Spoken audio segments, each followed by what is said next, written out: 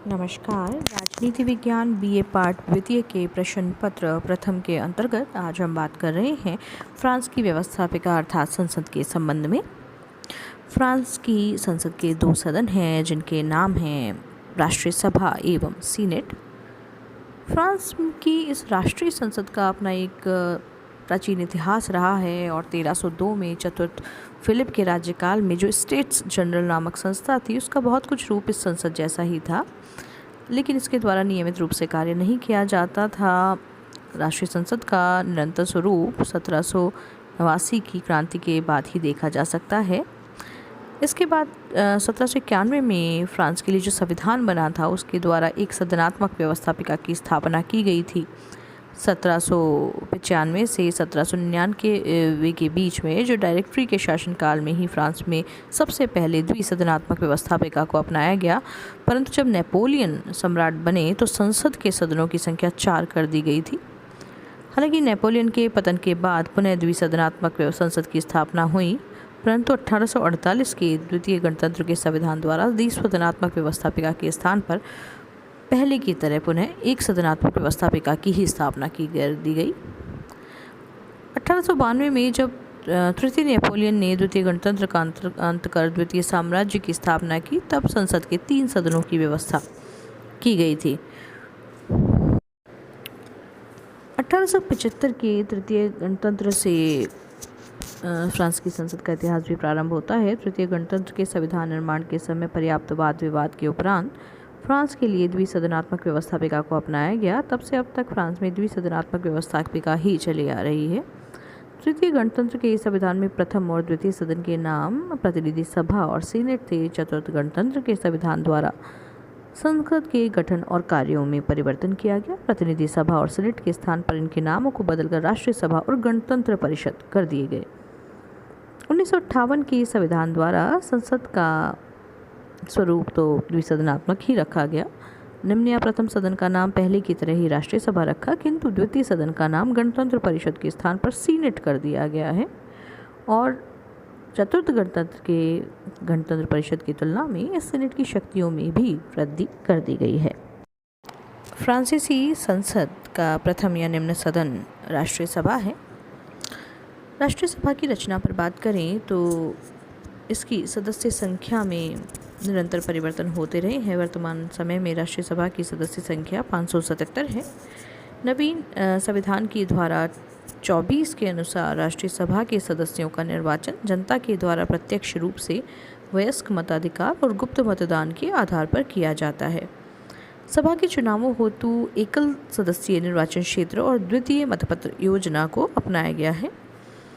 इस चुनाव पद्धति के अनुसार समस्त देश को 577 निर्वाचन क्षेत्रों में विभाजित कर दिया जाता है और द्वितीय मतपत्र योजना के अंतर्गत राष्ट्रीय सभा के चुनाव हेतु 2 बार मत डालने होते हैं। स्पष्ट बहुमत प्राप्त कर लेने वाले उम्मीदवार पहले मतदान के बाद ही निर्वाचित घोषित हो जाते हैं, लेकिन जिन क्षेत्रों में प्रथम मतदान में किसी भी उम्मीदवार को 50% से अधिक और कुल पंजीकृत मतदाताओं के 1/4 से अधिक मत प्राप्त नहीं होते, वहाँ दोबारा मतदान होता है और दोबारा मतदान में सबसे अधिक मत प्राप्त करने वाले उम्मीदवार को विजयी घोषित कर दिया जाता है।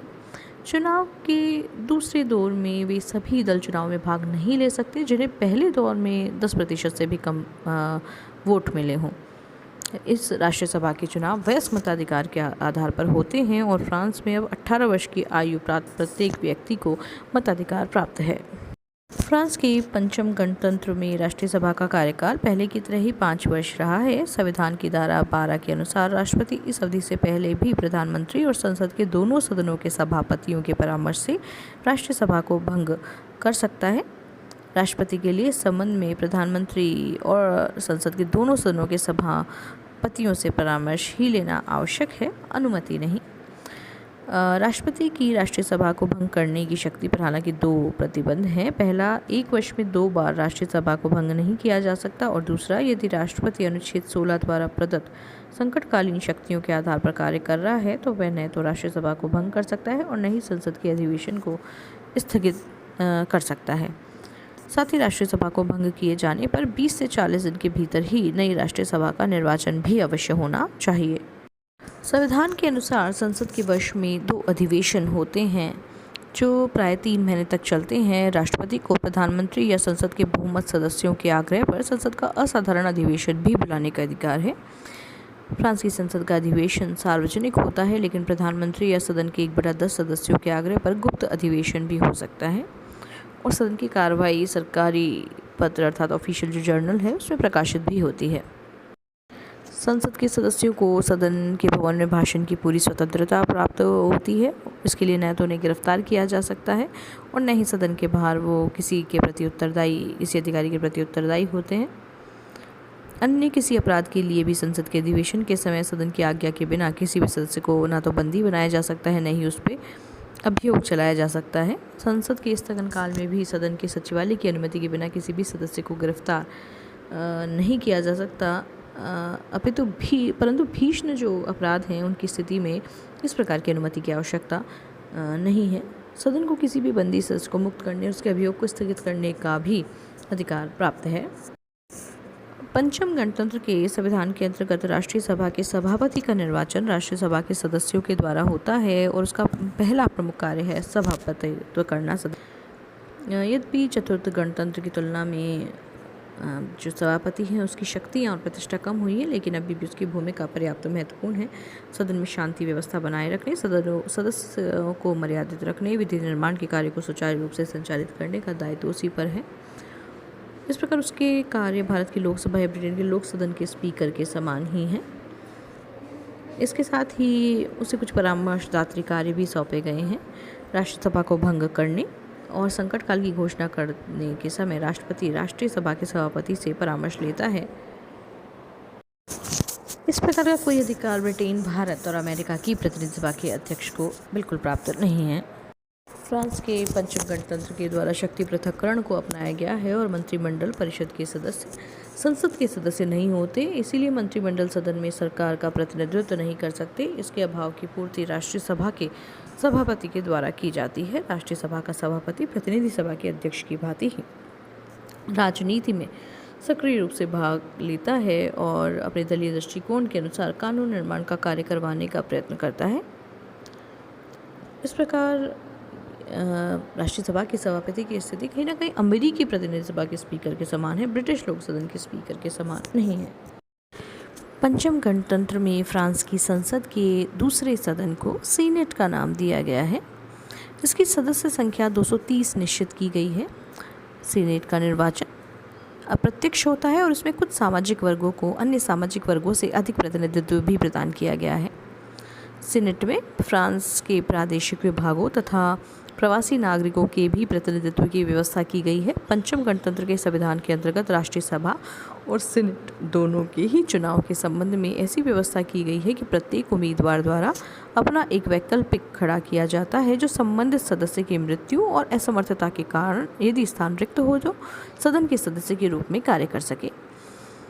कार्यकाल पे बात करें तो सीनेट एक स्थायी सदन है। संविधान की धारा 12 के अनुसार राष्ट्रपति राष्ट्रीय परिषद का विघटन तो कर सकता है, किंतु वह सीनेट को विघटित नहीं कर सकता। सीनेट के सदस्य 9 वर्ष के लिए निर्वाचित होते हैं और प्रति 3 वर्ष बाद इसके 1/3 सदस्य अवकाश प्राप्त करते हैं तथा उनके स्थान पर इतनी ही संख्या में सदस्य निर्धारित प्रणाली द्वारा परोक्ष रूप से निर्वाचित होते हैं।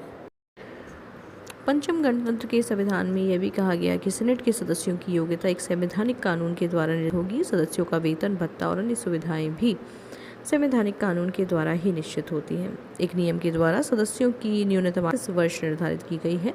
सीनेट के सदस्यों के लिए अन्य योग्यताएं राष्ट्रीय सभा के सदस्यों की योग्यताओं के समान ही हैं।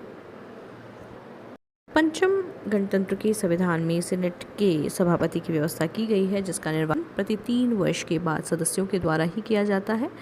संविधान की धारा 7 में उसके अधिकारों का भी उल्लेख किया गया है और उसके अधिकार पहले से अधिक वृद्धि भी की गई है। वह सीनेट की सभाओं का सभापतित्व करता है, सदन में शांति व्यवस्था बनाए रखता है, सदन में विधि निर्माण के कार्य को संचालित करता है। इसके अतिरिक्त कुछ अन्य कार्य भी किए जाते हैं। राष्ट्रीय सभा को भंग करने और संकट काल की घोषणा करने के समय राष्ट्रीय सभा और सीनेट दोनों के ही सदनों के सभापतियों से परामर्श लेता है।